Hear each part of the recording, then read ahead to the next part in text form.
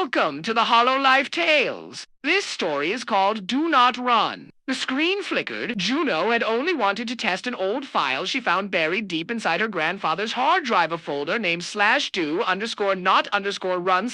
sealed with a password that accepted the wrong input as easily as the right one. When she clicked the corrupted executable, the monitor gave a single hiss. Like breath trapped inside the glass had been released, and the room fell silent except for the hum of static.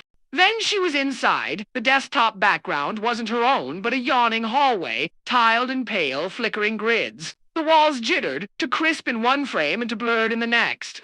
As if the place couldn't decide how real it wanted to be, icons floated down the hallway like paper lanterns, some she recognized, some she didn't. Each one whispered in fragmented syllables when she brushed against them. She tried to press ESC. The key sank into her finger as though her hand was made of clay. A sound looped in the distance. A child's laughter pitched down, skipping every third frame. Juno followed it, past corridors where windows showed not the outside world, but stacked layers of her own webcam feed her face staring back from infinite angles.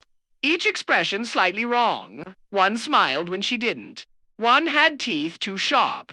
At a dead end, a loading bar stretched across the wall. No text, just a pulsing red bar inching forward, backward, forward again.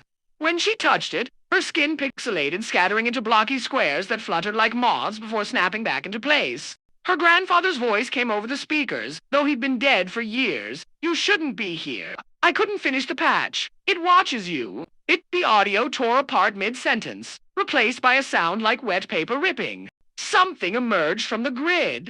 At first, it was only a silhouette stitched from error messages, a figure shaped out of unknown file-type warnings and floating cursor arrows.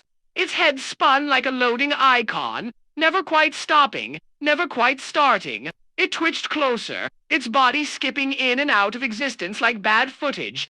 Juno tried to back away, but her legs lagged behind her thoughts, each step taking seconds to render. The figure reached out, hand dissolving into jagged fragments. It didn't touch, hurt, rewrote her. Lines of code scrolling across her vision until she couldn't tell which parts were hers anymore. The last thing she saw before the world collapsed into static was her own desktop background flickering into view. The hallway was gone. The icons were gone, but her webcam light was still on and on the screen. Her reflection smiled one frame ahead of her.